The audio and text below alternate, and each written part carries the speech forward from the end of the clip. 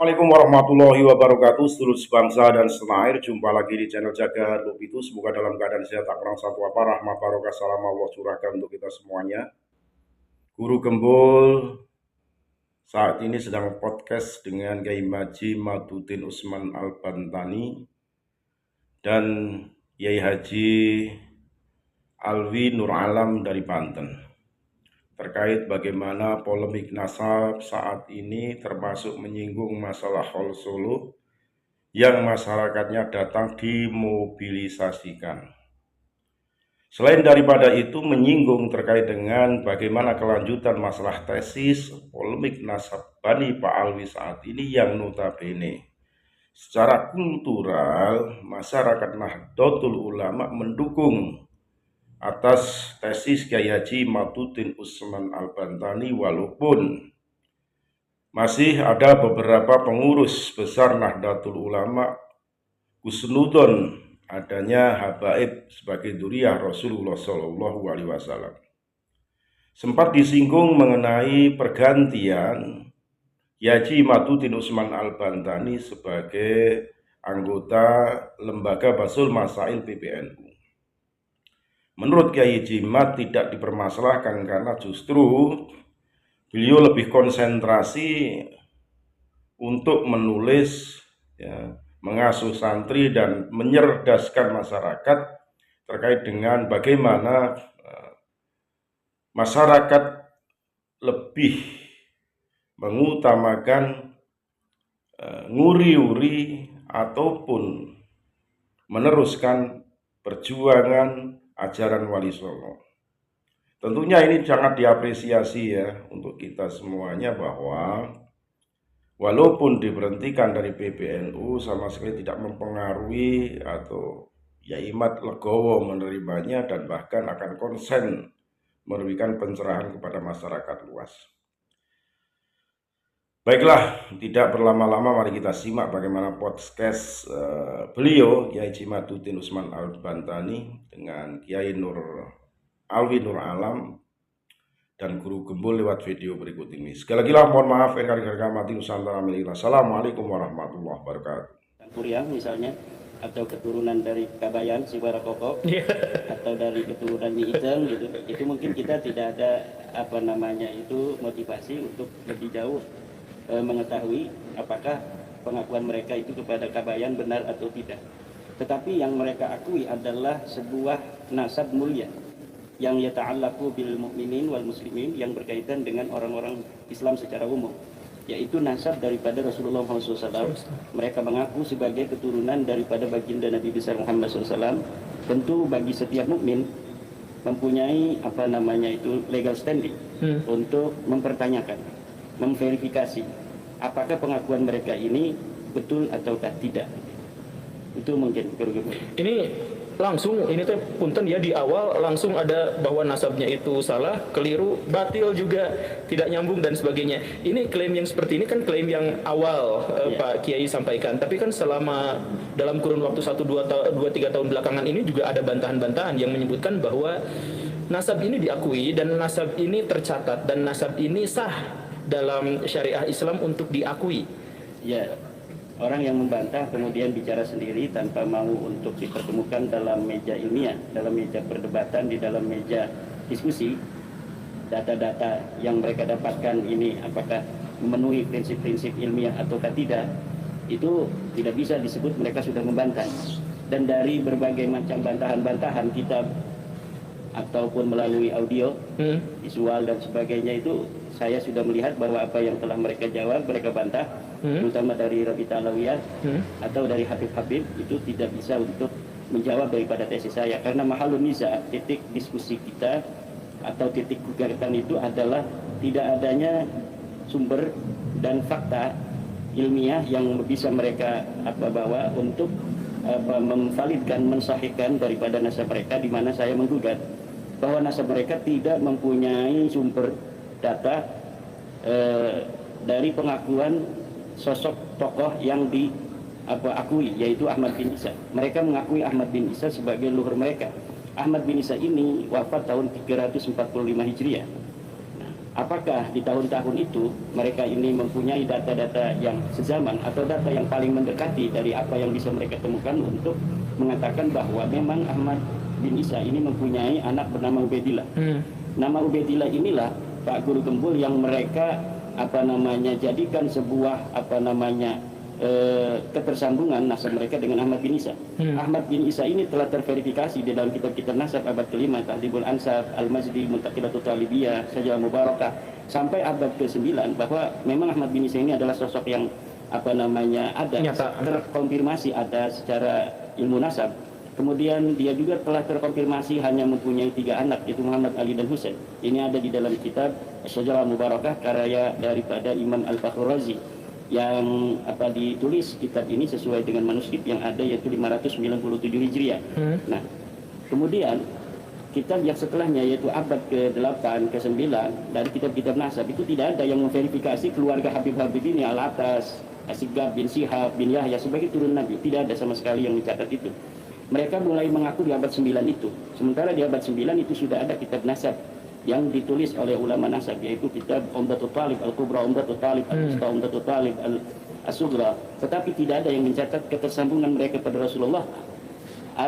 Lebih dari itu, tidak ada yang mencatat sama sekali nama-nama dari keluarga mereka yang hidup pada saat itu.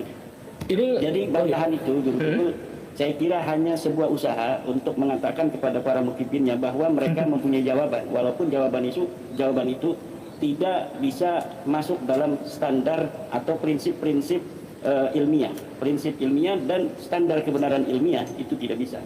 Seperti kemarin mereka telah membuat sebuah buku dengan judul Keabsahan Nasab 540 halaman. Di dalamnya itu hanya pengulangan apa yang telah mereka sampaikan. Adapun bukti-bukti yang mereka itu kemudian letakkan di dalam kitab itu, ketika saya verifikasi dan teliti, bukti-bukti dan fakta-fakta itu tidak memenuhi prinsip ilmiah. Prinsip ilmiah itu harus memenuhi standar bahwa fakta dan data yang mereka berikan itu satu harus dari eksperimen, dari kajian pustaka atau dari observasi. Tetapi ini sama sekali tidak ada. Jadi kitab mereka yang mereka katakan bahwa Ahmad bin Isa itu sudah ada pada abad bukan Ahmad bin Isa, Ubaid, dikatakan sebagai anak Ahmad bin Isa itu ada pada abad ke-5, ke-6, ke-7. Itu ternyata manuskrip palsu. Jadi manuskrip yang ditulis pada tahun 1960 oleh Salim bin Jindan yang diatribusikan dengan sanad yang sampai kepada tahun 345 Hijriah ini. Dalam ilmu filologi ini tidak bisa sebuah manuskrip yang ditulis tahun 1969 hanya karena dia menyebut orang yang ada di abad keempat, kemudian ini bisa dikatakan sebagai sebuah dalil untuk orang yang ada di abad keempat. Karena setiap sebuah manuskrip itu hanya menjadi dalil dan dasar bagi orang-orang yang ada pada masa itu. Jadi hari ini kita mengatakan tentang Sangkuriang, maka dalil yang kita tulis hari ini, kitab yang kita tulis hari ini tidak bisa untuk memverifikasi betulkah Sangkuriang itu ada. Betul. Karena siapapun bisa menulis apapun dengan titi mangsa kapanpun, sesuai dengan apa yang dia inginkan, bahkan sampai Nabi Adam. Apakah ketika kita menulis bahwa Nabi Adam itu ada misalnya pada tahun sekian sebelum Masehi, kemudian sebuah kitab ini bisa diatribusikan sebagai dalil daripada bukti sejaman dari Nabi Adam? Kan tidak demikian. Dan falasi-falasi demikian ini dibangun oleh mereka di dalam buku yang terakhirnya ini, dan saya sudah membuat sebuah bantahan untuk itu, dan ada proses cetak. Proses cetak. Ya, gitu. Nanti ditunggu ya Badai ya. Jadi nanti punya buku yang Keabsahan Nasab Alawi dan satu lagi bantahannya, biar kita sama-sama bisa memilih lah. Tapi berarti pendapatnya tetap sama ya, dari awal sampai akhir merasa bahwa tesis ini belum terbantahkan sampai sejauh ini, sampai sebatas ini. Bagi saya bukan hanya tesis ini belum terbantahkan, mustahil terbantahkan. Kenapa mustahil terbantahkan? Karena algoritma yang saya hipotesa dari abad 9 itu memang nasab ini nasabun maudhu', nasab palsu yang sengaja diciptakan, dipublikasi pada saat itu. Kemudian nama-nama itu imajinasikan untuk sampai kepada tahun yang mereka inginkan, yaitu tahun 345 Hijriah itu. Jadi proses sinkronisasi, proses fabrikasi itu sudah nampak begitu jelas seperti matahari di siang hari. Sehingga kalaulah ada misalnya sesuatu dalil yang akan mereka berikan dari abad ke-8, ke-7, ke-6, itu akan langsung kita dibantah. Kita akan mampu melihat kedustaannya. Oh gitu ya. Coba kita bertanya sama tokoh yang satu lagi yang punya latar berbeda dalam memahami nasab. Jadi Baraya sekali lagi ini masih berbicara dalam konteks polemik nasab. Dan sekarang ini ada satu lagi, tapi beliau itu dari pakar hadis. Jadi bukan ilmu nasab tapi ilmu hadis. Bagaimana Pak Alawi? Pak Alawi ada komentar awal untuk menjelaskan polemik nasab ini dalam konteks ilmu hadis, rijal hadis? Yang ingin disampaikan yang pertama harus terangkan dulu bahwa ilmu rijal hadis adalah sebuah ilmu yang menceritakan sosok atau seseorang yang dianggap membawa berita di masa lalu dan sampai saat dia hidup. Jadi yang disorot adalah rijalnya, langsung orangnya, Ya, orang penuturnya gitu ya. Iya, penuturnya. Jadi dalam kaidah kan katakan bahwa kullu syai'in yahtaju ila ilmin. Laisa ilmu yahtaju ila syai'in. Segala sesuatu butuh ilmu, bukan ilmu yang butuh sesuatu. Wa kullu ilmin yahtaju ila rawi. Laisa rawiyyu yahtaju ila ilmin. Segala ilmu butuh perawi. Bukan perawi yang butuh ilmu. Karena bagaimana mungkin perawi bisa menyampaikan sesuatu kalau ilmunya tidak ada. Oke. Ini jadi kaidah yang sangat logis. Lalu sekarang karena perawi ini adalah sebuah pembawa berita, dia adalah orang yang membawa berita dari masa lalu sampai masa dia hidup. Dalam kajian ilmu rijal hadis, kita akan tanya orangnya ada nggak? Kalau ada, oke, siapa namanya? Ibu bapaknya siapa? Kalau punya riwayat pendidikan, pernah nyantri di mana? Oh gitu. Gurunya siapa? Guru Qurannya siapa? Guru hadisnya siapa? Guru sastranya siapa? Guru fikihnya siapa? Terus kajiannya kalau di pesantren apa? Kemudian sekarang nama gurunya siapa? Itu kajian ilmu rijal hadis. Itu nggak terlalu ketat Pak? Memang sangat ketat. Oh, memang sangat ketat. Untuk menjaga apa ya? Menjaga sebuah jalur ini agar betul-betul mendekati keakuratan. Jadi ilmu rijalul hadis hanya akan menerima seseorang itu ada atau tidak kalau biografinya jelas ada, termasuk juga pangkat keilmuannya, begitu? Betul. Oh, Apalagi kalau bicara keilmuan, seperti tadi sudah diterangkan oleh Kiai Maduddin bahwa yang namanya Ahmad Al-Muhajir itu kan diglorifikasi sebagai seorang ulama, muhaddis, seorang mustahid. Kan nggak mungkin sekarang mustahid kalau nggak nyantri dulu Pak Guru. iya. Iya, mau tiba-tiba jadi mustahid kan mustahil. Oleh karena itu, kita tanya, waktu dulu sekarang ngaji sama siapa? Ada nggak datanya? Nggak ada. Beliau tinggal di Basra. Kemudian beliau katanya sebagai lahir dari orang bangsawan. Kemudian dalam bangsawan ini kan sudah terbiasa mereka selalu mencatat yang namanya silsilah kebangsawanan mereka. Betul. Dan Kebiasaan. kebiasaan, betul. Jadi sangat mustahil apabila sekarang dikatakan sebagai seorang bangsawan, keluarganya tidak punya sekarang silsilah. Yang hidup pada zamannya, kan ini hidupnya abad 3 atau abad 4. Di mana waktu itu ya sangat-sangat berkembang ilmu pengetahuan di kota Baghdad, Basra, Kufah dalam dinasti Abbasiyah. Kemudian beliau juga dari kecil katanya kan gitu. Mengajinya kan banyak benar nih, berbagai disiplin ilmu pengetahuan, tafsir Quran, ilmu hadis, fikih, ilmu sastra, balaghah, macam-macam. Yang menarik dari kitab-kitab sekarang yang hidup abad 3 dan 4, misalnya dari mulai kitab tafsir At-Tabari, kemudian Tarikh At-Tabari, kemudian kitab Sahih Ibnu Huzaimah, kemudian dalam kitab Ibnu Mandah, Al-Iman Ibnu Mandah, kemudian dalam kitab sekarang As-Sahih As-Saghir, Al-Kabir, kemudian As-Sunan Ad-Darqutni. Saya panjangkan hampir 300 tahun dari prediksi seorang tokoh, seorang historis, seorang ulama yang menurut Balawi ini pernah hadir, ternyata namanya tidak pernah tercatat sebagai ulama. Jadi saya pertegas nih. Jadi Bapak menyebut bahwa leluhurnya Ba'alawi yang bernama siapa tadi? Ahmad Al-Muhajir, ya. Itu ternyata yang diklaim sebagai seorang ulama besar yang seharusnya memiliki catatan tertulis, seharusnya memiliki biografi dan diakui oleh orang-orang, ternyata selama 300 tahun tidak pernah ada riwayatnya. Iya, nyantri aja nggak pernah. Enggak, tapi orangnya ada. Tidak ada. Orangnya juga tidak ada, tidak diketahui. Kalau orangnya ada harus ada datanya. Kan kita bisa ilmu jalur hadis. Ada nggak orang? Oh iya. Jadi keberadaan seseorang itu harus dicatat sebagai buktinya dulu ada atau tidak, baru kita akui orangnya ada atau tidak, begitu ya? Iya. Nah ini buktinya sama sekali tidak ada. Tidak ada.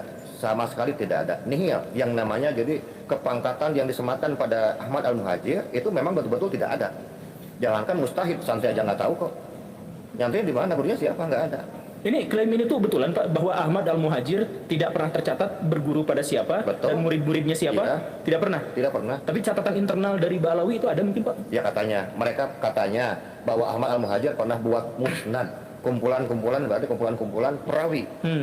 Musnad Ya, dia. iya, namanya kumpulan-kumpulan perawi yang disatukan dalam sebuah kitab. Namanya musnad, isnad, sanad. Kalau sanad kan berarti mata rantai berhubungan dengan perawi. Kita tanya, perawinya mana? Kitabnya mana kalau begitu? Ada nggak? Nggak ada lagi. Coba nanti kitabnya mana nanti dicek. Oh iya, silakan. Saya juga nanti insya Allah. Nggak bakalan ada itu, Pak. Oh gitu yakin? Nggak bakalan ada. Oh yakin atuh. Yakin. Kita sudah periksa itu dari 11.400 jalur periwayatan dari 50 kitab. Insya Allah. Itu betul-betul tidak. Berapa Pak? Berapa? Punten. 11.400 jalur periwayatan dari 50 kitab. Itu tidak ada satu pun. Tidak ada. Bahkan saya tutup riset saya saking penasaran. Tutup dengan kitab Ad-Durrul Mansur Imam Jalil Asyuti. Karena dalam madzhab Syafi'i beliau ini kan bermuaranya semua sanad hadis, semua riwayat di sana bermuaranya. Jadi kalau Imam Jalil Asyuti kan beliau itu kalau meriwayatkan menggunakan kalimat wa kharaja, misalnya wa kharaja Bukhari fi sahihi, wa Muslim fi sahihi, wa Abu Daud fi sahihi, an Ibnu Umar, an Nabi Muhammad sallallahu alaihi wasallam faqala. Jadi nama orangnya, ulamanya dan kitabnya disebut. Kemudian siapa perawi yang membawa hadis tersebut itu selalu dibawa. Bahkan Imam Jalil Asyuti itu selalu meriwayatkan dari mulai abad 1 Imam Abu Hanifah, Imam Malik, Imam Syafi'i, terus sampai para ulama yang hidup di zamannya. Andaikan betul Ahmad Al-Muhajir dengan gelar yang begitu luar biasa, Imam Mustahid, kenapa tidak diriwayatkan satu pun riwayatnya? Kenapa jawabannya? Ya karena memang tidak ada orangnya. Selesai. Tapi kalau menurut Kiai Imad dulu tuh Ahmad Al-Muhajir itu ada loh, yang tidak ada itu Ubaidillah. Kalau menurut Kiai Imad betul ya? Ya begini jadi yang dapat saya temukan dari Ahmad bin Isa ya itu juga tidak kitab sezaman. Memang ada ulama-ulama dari sisi ilmu nasab pun menolak nama Ahmad bin Isa ini. Karena apa? Karena kemunculan namanya baru pada abad ke-5 432 Hijriah di dalam kitab Tahdhibul Ansab disebut dia sebagai anaknya Isa Al-Arab. Di dalam kitab abad ke-4 itu kitab Sirri Silsilatil Alawiyat itu belum disebut nama Ahmad bin Isa. Dari situlah ada beberapa ulama nasab yang tidak menerima bahwa Isa juga punya anak namanya Ahmad. Tetapi kita menggunakan kaidah ilmu sejarah argumentium excellentio itu bahwa kitab yang kita bisa temukan yang paling dekat masanya itu kita pegang terlebih dahulu sebelum adanya dalil yang membantahnya. Ketika kita menemukan kitab Tahdhibul Ansab yang menyatakan bahwa Ahmad bin Isa ini betul anaknya Isa, maka kita pegang itu, kemudian diverifikasi oleh kitab-kitab lain seperti di dalam kitab Al-Majdi masih abad ke-5. Kemudian kitab Mutaqilatul Talibiyah juga masih abad ke-5 menyebutkan sama bahwa Isa ini mempunyai anak bernama Ahmad. Nah, disitulah saya berbeda dengan Kiai Alawi yang begitu ketat bahwa ketika seseorang itu tidak ada di dalam periwayatan hadis karena dia disebut diatribusikan, diasosiasikan di dalam kitab-kitab sejarah Ba'alawi sebagai muhaddis, dia sebagai mujtahid, dia sebagai imam. Nah, itu semua palsu semua. Itu saya setuju di situ. Bahwa apa yang diasosiasikan oleh historiografi Ba'alawi pada abad ke-9 tentang Ahmad bin Isa ini itu adalah kepalsuan, ya. Tetapi mengenai bahwa dia ini adalah terverifikasi ada walaupun bukan oleh kitab sezaman, itu saya bisa menemukannya. Dari mulai abad ke-5 itu ada riwayat-riwayat itu. Tetapi saya setuju bahwa dia tidak pernah meriwayatkan hadis Nabi. Tidak pernah meriwayatkan hadis Nabi. Kemudian ada karya tulisnya? Tidak ada karya tulis. Tidak ada karya tulis, tetapi dia mempunyai sebuah sebuah peran lah di dalam kehidupannya itu pernah meriwayatkan tentang hadis Imam Syiah. Jadi bukan hadis Nabi, tentang cerita Syiah itu dia diriwayatkan. Jadi di dalam tradisi Syiah itu orang-orang yang pernah bertemu dengan imam-imam itu kemudian pun disebut sebagai perawi. Betul. Ahmad bin Isa ini adalah salah satu perawi dari Syiah, bukan tentang hadis, tetapi tentang dia pernah bertemu dengan seorang imam Syiah yang ke-10 dan calonnya yang ke-11. Nah, dari situ saya bisa untuk mengambil kesimpulan. Ahmad bin Isa ini ada, tetapi dia tidak punya peran-peran strategis di dalam epistemologi Islam terutama hadis. Tetapi juga dia tidak berumur panjang. Jadi dia udah punya anak beberapa masih kecil kemudian dia meninggal dunia. Itulah yang menjadi sebab bagaimana sulitnya kita untuk mencari ketokohan Ahmad bin Isa dalam fakta-fakta historis yang kita bisa lihat di dalam kitab-kitab sejarah masa lalu. Berarti kesimpulannya adalah Kiai Imad yang menggunakan pendekatan ilmu nasab menganggap bahwa Ahmad bin Isa itu ada, tetapi tidak memiliki kontribusi yang signifikan terhadap perkembangan ilmu pada waktu itu, dan diduga adalah bagian dari kelompok Syiah. Sedangkan Kiai Alawi itu menggunakan metodologi yang lebih ketat, yaitu ilmu rijalul hadis, itu mengatakan tidak ada sama sekali bukti yang memadai dan otentik terkait dengan keberadaan Ahmad Al-Muhajir itu. Betul ya? Nah, oke lah, kita selesai dulu pada tema ini bahwa nasabnya begini. Nanti kapan-kapan saya juga akan datang ke Rabithah Alawiyah lagi, insya Allah, untuk membahas masalah yang seperti ini. Sebenarnya udah janjian juga. Nah, tapi balik ke pertanyaan sosial yang menyangkut masyarakat Indonesia. Pak, ini ke Bapak dulu ya. Sebagai seorang pakar hadis, apa pentingnya bahas polemik nasab ini? Kan anggaplah yang sudah dipercaya ya sudah, toh kalau misalkan percaya pada orang itu juga, ya itu mah nanti serahkan aja kepada Allah Subhanahu wa taala terkait benar dan salahnya gitu. Kenapa dalam hal ini Bapak ikut bersuara untuk membahas nasab? Yang pertama perlu direvisi. Saya itu bukan pakar hadis. Itu bukan. Pengkaji rijalul hadis. Oke, pengkaji rijalul hadis. Kita luruskan dulu sedikit. Yang kedua, kenapa sekarang saya berkontribusi di dalam polemik nasab ini? Karena yang saya lihat dan saya alami dalam masyarakat bahwa masalah ini bukan hanya masalah nasab bin atau binti anu, enggak. Ini sudah menjurus mengarah kepada pengkastaan di masyarakat. Oke. Ada orang yang merasa superior dari orang lain. Ya, karena dia sekarang merasa mempunyai darah kanjeng Nabi Muhammad SAW. Ternyata kalau dikaji lagi, ternyata darahnya dari Nabi Hud, kan begitu, nggak nyambung sebetulnya. Ya, kita punya datanya gitu. Jadi Nabi Muhammad kan sebenarnya tidak pernah mengajarkan pengkastaan. Kalau sama-sama saja, ya wala ahmaro, wala ahmar. Tidak juga seorang orang yang kulitnya merah, yang tidak hitam, wala ahmaro, wala ahmar. Semua kan tidak ada perbedaan. Sudah berbicara masalah ras itu bukan ajaran Islam sebetulnya. Oleh karena itu, ketika sudah saya membuat tesis, itu kan sebetulnya saya diperintah sama guru. Coba katanya diperiksa dulu, betul nggak? Setelah saya cek, ternyata ini percis bilang yang saya pelajari pada pesantren dulu, hanya saya dalam bidang rijalul hadis. Tadi kan Kimat bilang ini mustahil, bisa dibantah. Betul. Saya pernah bilang sama beliau waktu di rumahnya bahwa tesis yang dibuat itu sudah menggunakan 4 standar, seperti seolah-olah standar 4 hadis Sahih Bukhari, Sahih Muslim, Ibnu Huzaimah, Ibnu Hibban, disimpan dalam satu tesis. Jadi kalau orang mau bantah, dia harus menggunakan metode standar Sahih yang sama.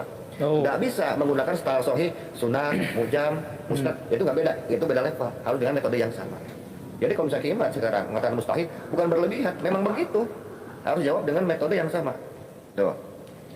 Ini yang membuat saya lebih bersemangat, lebih termotivasi lagi untuk membuktikan dalam kajian saya bahwa Ahmad bin Isa ini yang jelas ya bukan seorang ulama.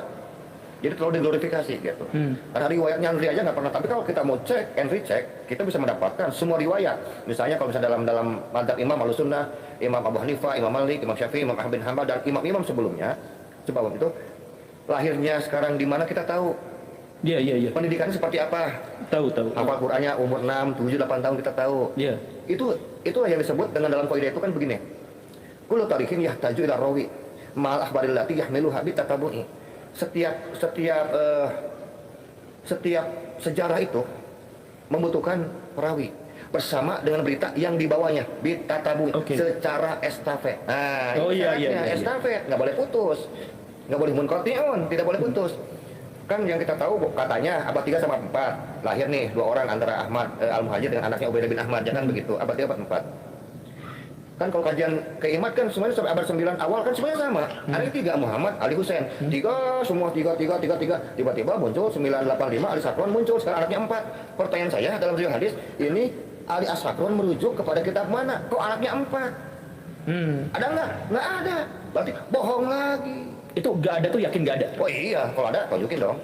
Oh gitu. Oh, iya. Nah tapi ini berarti Pak Kiai barusan itu menegaskan bahwa masalah polemik nasab itu beliau ikutan adalah karena untuk dalam tanda kutip menjaga akidah dan syariah Islam, bahwa dalam syariah Islam itu egaliter, semuanya sama dan tidak ada hierarki yang didasarkan pada keturunan, begitu. Iya. Jadi Bapak tuh tujuannya ngikut polemik nasab itu penegasannya di situ. Menekankan bahwa tidak ada rasisme dalam Islam. Tidak ada rasisme semua dalam sama. Islam. Karena yang dibedakan hanyalah ketakwaan. Itu saja sebetulnya. Jadi Pak punten ini mah. Ya, punten. seandainya keturunan Nabi itu ada, maka tetap aja kita boleh kritik, boleh koreksi, dan beliau tidak memiliki keistimewaan khusus dalam agama gitu. Dalam agama mereka tidak memiliki keistimewaan apapun kecuali dianggap ada kelebihan sedikit lah. Contoh lah, seperti kita menghargai sekarang anaknya camat, anak bupati. Iya, iya, Itu iya. aja sebetulnya. Tapi kalau dalam konteks ibadah ya enggak, sama aja. Belum tentu juga sekarang orang turunan Nabi itu lebih khusyuk dari sekarang yang bukan non Nabi, enggak, belum tentu juga.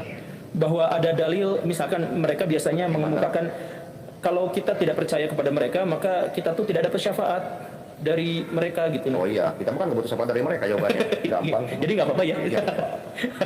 Kiai Iman, ini kayaknya pengen ngomong dari tadi. Tapi Kiai Iman, ada yang mau ditambahkan? Ya, itu mengenai dari motivasi dari Kiai Alawi tadi itu sebenarnya begini.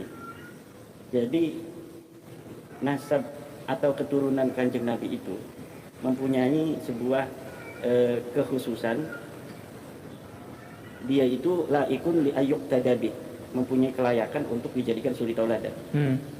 Dan dari berbagai macam jalur keturunan Kanjeng Nabi Muhammad SAW, itu hanya klan Ba'lawi ini dari yang mengaku sebagai turunan Nabi yang memiliki kelainan. Oh, Kelainan satu, kalau misalnya dia itu diakui sebagai turunan Nabi oleh orang-orang itu, dia memiliki kecenderungan untuk mendominasi, menghegemoni, dan menciptakan otoritas khusus bagi mereka. Kemudian ajaran-ajaran yang berbeda dengan para keturunan Nabi yang asli, yaitu seperti ingin dihormati lebih dari orang lain. Dan ini tidak ditemukan di dalam sejarah tentang keturunan Nabi di masa lalu yang lain. Dari jalur lain tidak ada seperti itu. ini sebentar, butuh penegasan bahwa keturunan atau orang yang mengklaim sebagai keturunan Nabi itu bukan hanya dari Ba'lawi, tapi dari banyak klan, banyak. Tapi hanya dari klan Ba'lawi ini saja yang mendoktrinkan untuk mengistimewakan silsilah mereka. Betul.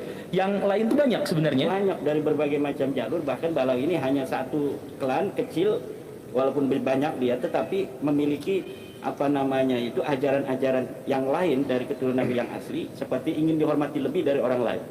Bersama dengan telah nyatanya keterputusan nasab mereka itu. Saya yakin dari mereka itu sebenarnya kalau mau jujur itu sudah mengakui bahwa nasab mereka putus. Tapi wa ma'adzalika, bersamaan dengan itu mereka itu terus untuk menganggap orang-orang itu tidak terlalu peduli dengan kajian-kajian ilmiah. Jadi doktrin dan framing bagi mereka itu lebih diutamakan untuk membangun otoritas dan hegemoni di tengah-tengah masyarakat yang dinilai oleh mereka itu bodoh. Nah, inilah tugas kita sebagai orang-orang yang sedikit diberikan pencerahan ilmu oleh Allah Subhanahu wa taala untuk memberikan pencerahan an-nasihah, ketulusan kepada saudara-saudara kita bahwa sesungguhnya pengakuan mereka ini adalah pengakuan palsu. Saya dapat bertanggung jawab di dunia dan di akhirat, saya ulang-ulangi itu, bahwa mereka ini betul palsu, mereka ini betul-betul Nabi, dan apa yang mereka sampaikan itu bukan untuk kalian, tapi untuk mereka sendiri. Kalau misalnya dikatakan oleh Guru Gembul tadi, bagaimana misalnya orang-orang yang itu ngurusi nasab orang, gitu. Ya, apa untungnya buat mereka ngurusi nasab orang? Ya, kita balik bertanya, kenapa ente ketika itu diputuskan bahwa nasab ente terputus, nasab ente palsu, ente kepanasan kebakaran jenggot? Kalau ente tidak merasa bahwa nasab ente itu tidak penting, maka ente tidak akan marah ketika kita mengatakan nasab ente putus. Toh nasab mau nyambung mau putus itu tidak ada artinya bagi dia misalnya. Tapi tidak begitu dengan Ba'lawi. Dia merasa penting pengakuan orang itu, bahkan dia datang ke kiai-kiai, ke ulama-ulama yang mau membantu mereka untuk mengatakan, memberikan testimoni bahwa nasab mereka ini adalah nasab yang tersambung. Untuk apa? Agar orang-orang bodoh-bodoh itu masih mempercayai mereka. Karena mereka tahu bahwa orang bodoh itu kadang-kadang masih mengakui ucapan-ucapan simbolis dari seorang ulama, walaupun tanpa fakta dan tanpa data, udah husnudon saja. Iya, husnudon itu haram hukumnya untuk sesuatu yang jelas sudah selain berbeda, terbalik 180 derajat dari apa yang kita husnudon. Kalau sudah terbukti salah, itu haram hukumnya kita husnudon. Gak boleh kita husnudon kepada garam, kalau garam ini kita sudah rasakan dia itu asin, kemudian kita husnudoni dia manis. Ini dalam narasi Guru Gembul disebut dengan kebenaran ilmiah yang indrawi gitu. Yang nggak boleh kita menghusnudoni sesuatu yang tidak logis. Ya kan, ilmiah itu dia harus logis, dia harus empiris, harus verifikatif. Kemudian juga harus pragmatis. Ada aksiologi di situ. Apakah ada ketika kita mengungkapkan kebenaran ini manfaat yang akan dirasakan oleh masyarakat? Ya jelas ada. Buktinya pendawiran di mana-mana. Setelah bab nasab ini, isu nasab, diskursus nasab ini kemudian muncul, pendawiran turun 99%. Sehingga para kabib-kabib yang biasa dawir itu sekarang ada yang jual minyak wangi lagi seperti dulu dan leluhur-leluhur mereka. Kemudian orang-orang yang inferior dari keluarga kerajaan, keturunan Siliwangi, keturunan Sunan Gunung Jati, keturunan Sultan Hasanuddin, mereka yang selama ini ditekan secara spiritual, secara mental, ini sekarang tumbuh superioritasnya. Bahwa memang kami anak raja, kami adalah keturunan orang-orang besar. Dan mereka yang dulu itu tukang minyak kembali sekarang jual minyak lagi, bahkan ada yang sudah kembali jadi tukang parkir. Tukang parkir? Betul. Ada yang biasanya dia itu hanya menjadi pengusaha travel, sekarang buka lagi travel umrah. Kan ini halalan thayyibah. Oh iya. Bagus sekali kan? Berarti diskursus Nasabini Kumpul ada manfaat secara aksiologis selain dari dirinya sendiri yang memang adalah sebuah kebenaran secara ontologis dan epistemologis, tapi secara aksiologis ada manfaat yang dapat dirasakan oleh masyarakat, terutama umat Islam, terutama umat Islam NU, yang di dalam salah satu ajarannya ada sebuah poin untuk mencintai keturunan Nabi, walaupun tidak ada dasar dalil dari agama yang kuat, dari Al-Quran dan hadis tidak ada. Yang ada itu adalah tentang kewajiban kita mencintai Allah, mencintai Rasul dan ahli bait. Ini ada dalilnya. Tiga ini ada dalilnya. Tetapi mencintai keturunan Nabi, keturunan ahli bait tidak ada dalilnya. Walaupun tidak ada dalilnya dalam tradisi pemahaman keagamaan ahli sunnah wal jamaah, ini itu ada itemnya. Nah, dalam sedikit atau lemahnya item adanya sebuah anjuran mencintai keturunan Nabi ini, yang walaupun ini item lemah tetapi menjadi sebuah hal yang mayoritas di tengah umat kita, maka ini kita harus selamatkan umat Islam ini dari doktrin-doktrin Ba'alawi di mana mereka merasa dirinya sebagai ahli bait. Ini mereka ngomong ahli bait segala macam ini karena banyak dalil-dalil ahli tentang ahli bait di mana Nabi mengatakan bahwa siapa yang mencintaiku, cintailah ahli baitku. Iya. Ya kan?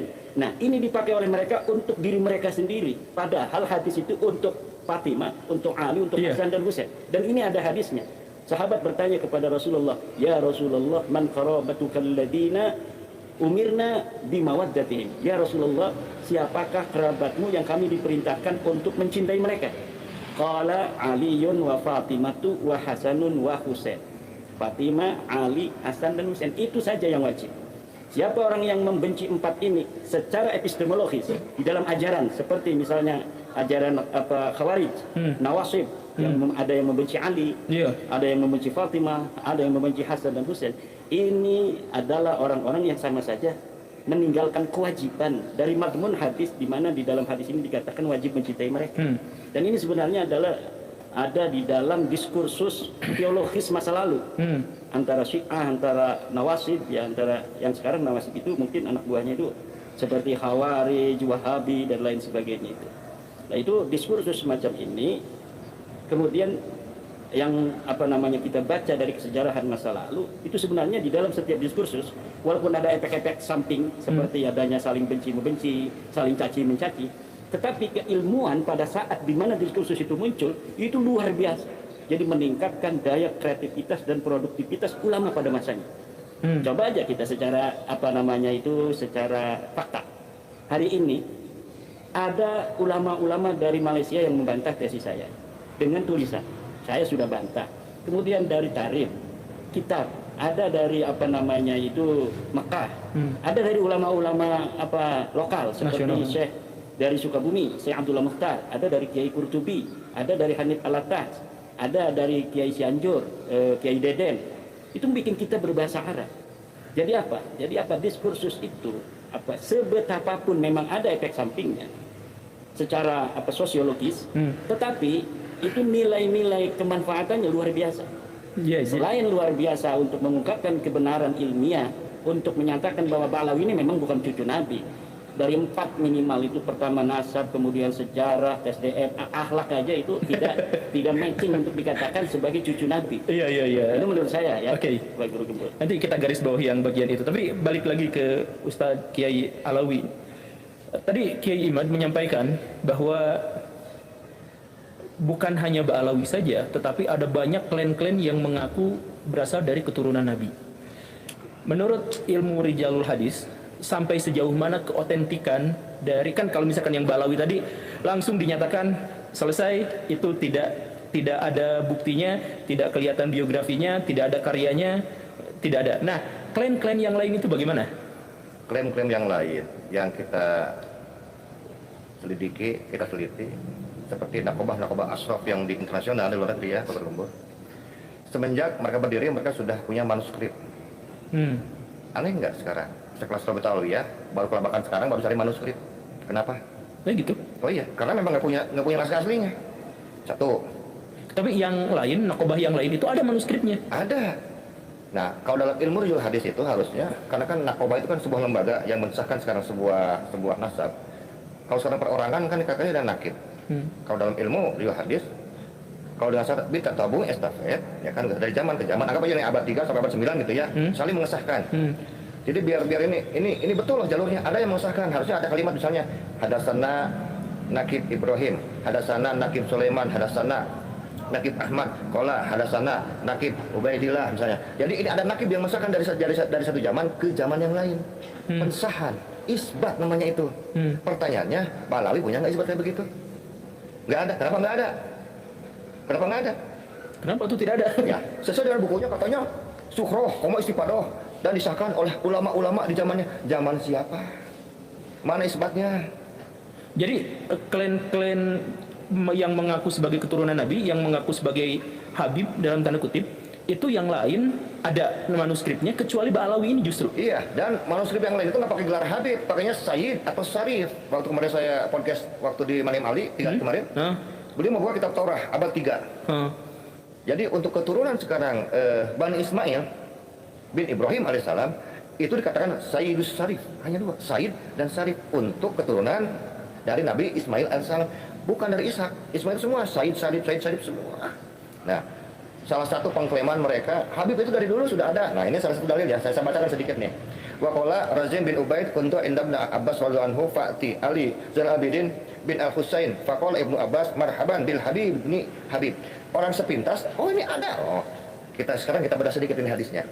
Telah berkata sekarang Razim bin Ubaid ketika beliau sekarang berada di samping Ibnu Abbas radhiyallahu anhu, beliau mendatangi Ali Zainal Abidin bin Al-Husain. Berkata Ibnu Abbas kepada siapa? Kepada Ali Zainal Abidin. Marhaban bil Habib nih Habib. Selamat datang kekasih dari anak kekasih. Oh ini Habib katanya. Wes jangan dulu senang. Jangan dulu senang. Bentar, kita bongkar jalur hadisnya di sini. Pertama, kita bisa rijal. Ibnu Abbas kapan wafatnya? 953. Nggak ketemu sama Ali Zainal Abidin kapan lahirnya? 958. Ibnu Abbas meninggal dunia, Zainal Abidin baru lahir, baru jadi orang, jadi bayi. Lalu ada riwayat yang Ibnu Abbas berkata, apakah sekarang mungkin Ibnu Abbas keluar sekarang dari makamnya, terus ngomong sama anak kecil sama ini Habib. Nah, ini kan dari jalurnya saya sudah bohong di jalurnya. Isinya juga sudah dusta lagi. Nah, dan ini salah satu dalil yang banyak dipakai oleh para mukibin. Ini katanya gelar Habib. Iya, tulisannya, tapi riwayatnya bohong, 100% bohong. Ini katanya dalam At-Tabaqat Al-Kubra, Ibnu Sa'ad. Ya nggak ada urusan, mau dalam kitab apa, kalau palsu aja udah selesai. Iya. Jadi penegasan di sini adalah bahwa kita tuh tidak mengingkari adanya keturunan Nabi. Kita tuh mengingkari bahwa Ba'alawi itu keturunan Nabi, begitu ya? Iya. Tepat ya? Iya. Jadi kan ada tudingan bahwa kenapa Kiai Imad dan teman-temannya itu tidak percaya sama keturunan Nabi? Kan nanti Imam Mahdi juga dari keturunan Nabi. Itu berarti tidak relevan tuduhan itu ya? Relevan. Karena kita tetap percaya bahwa Nabi itu ada dan berketurunan sampai sekarang. Hanya saja bahwa yang Ba'alawi itu harus kita koreksi atau harus kita kritik. Bukan lagi.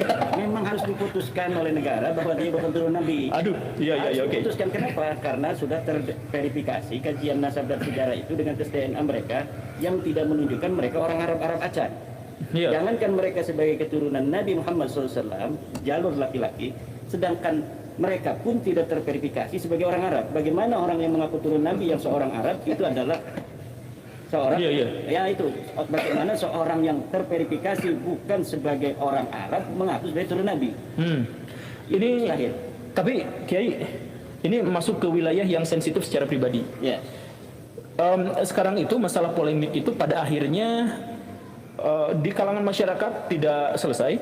Nah, tapi untuk pribadi kiainya sendiri sekarang didepak dari kepengurusan NU. Betul tidak itu teh? Ya, artinya begini, bukan didepak ya. Ada reshuffle. Saya ini kan sebagai lembaga itu menteri. Jadi pengurus di PBNU itu sebagai eksekutif yang kapan saja boleh mengganti menteri dan kemudian bisa memasukkannya lagi. Dan saya husnudzon bahwa pimpinan kita di PBNU mempunyai grand strategi untuk mencapai visi-visi strategis yang harus dicapai dalam jangka yang pendek, dengan salah satunya adalah meresapel saya itu.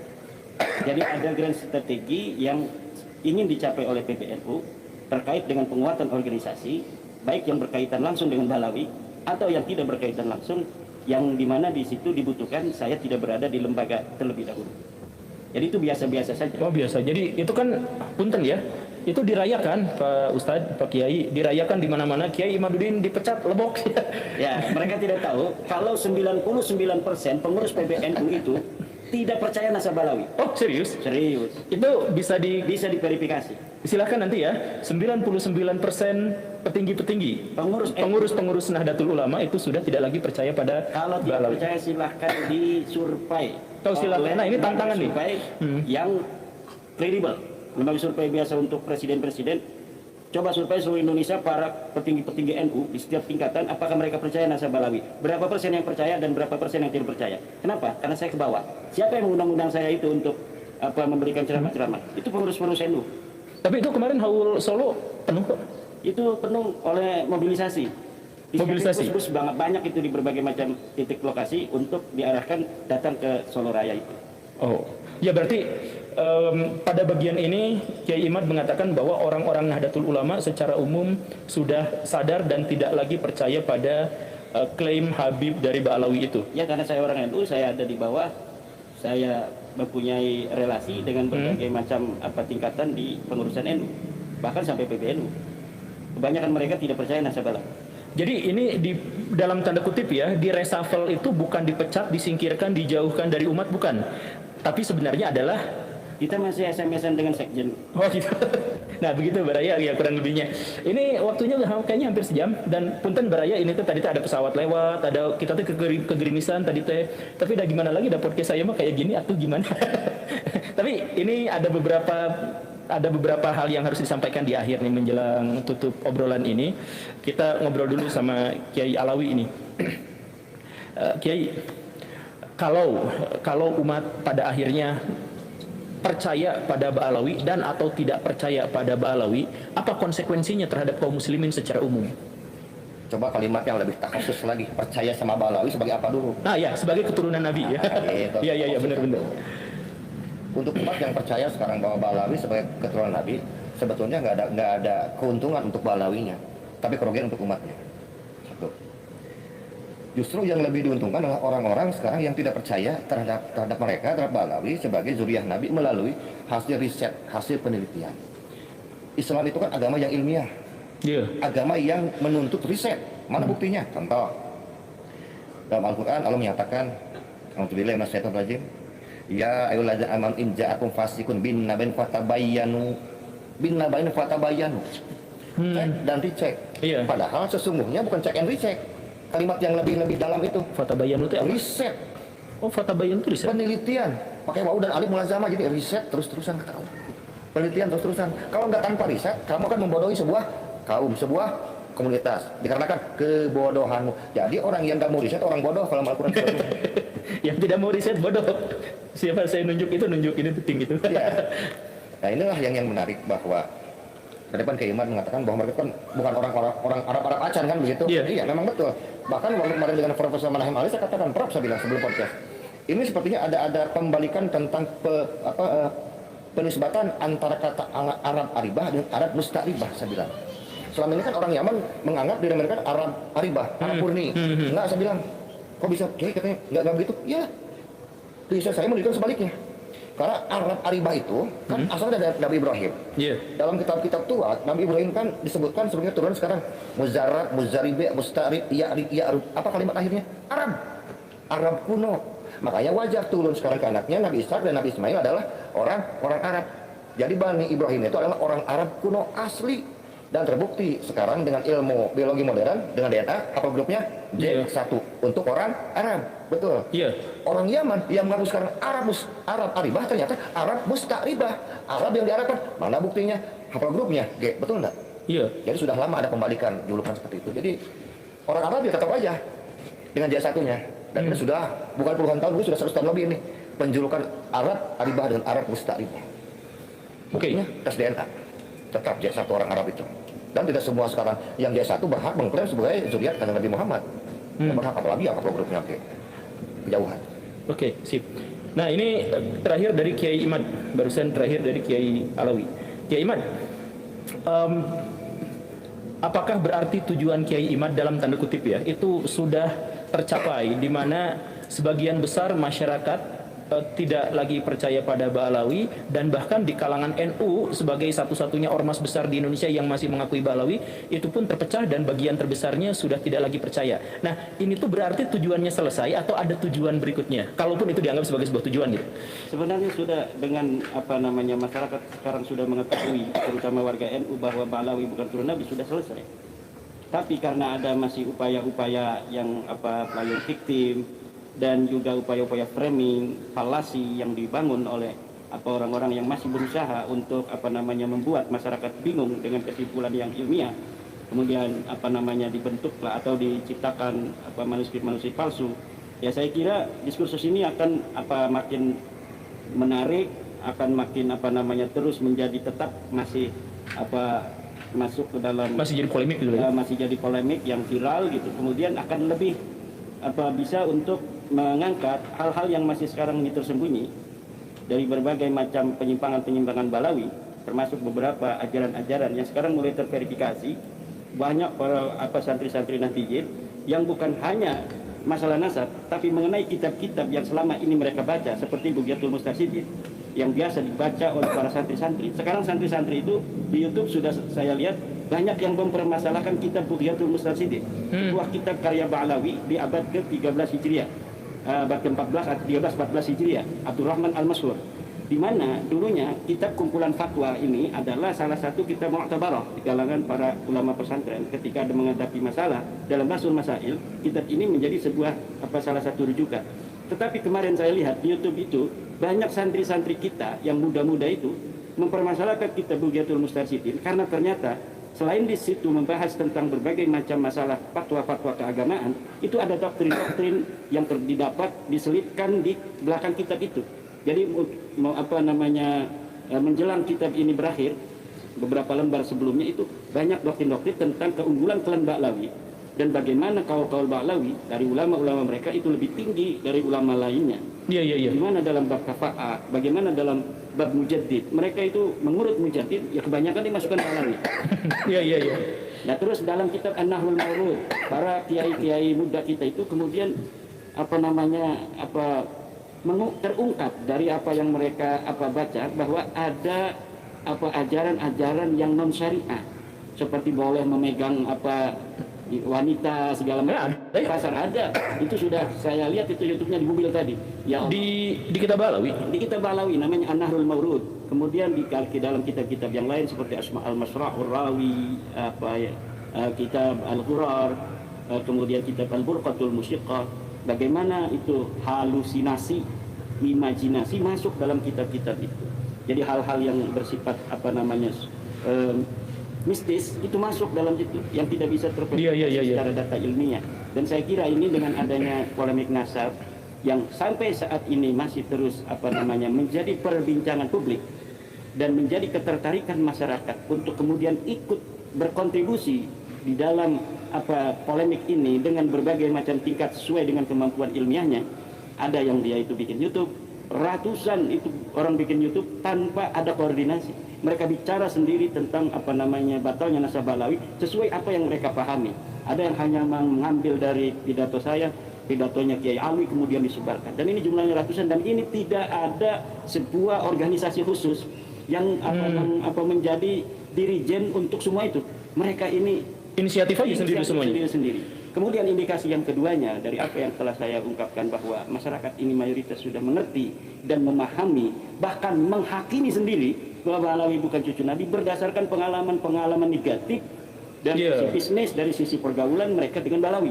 Banyak testimoni, coba kita lihat di YouTube bagaimana tentang hubungan mereka dalam bisnis misalnya hubungan mereka dalam bisnis dengan Ba'alawi maksudnya, kemudian dengan perempuan misalnya, banyak testimoni dari perempuan-perempuan dan lain sebagainya.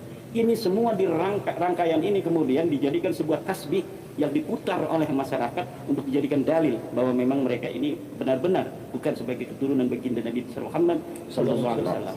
Dan Nabi Muhammad SAW saya kira akan berbahagia karena selama ini orang-orang yang mengatribusikan dirinya sebagai keturunannya dengan palsu ini sudah terbuka. Siti Khadijah juga akan tersenyum.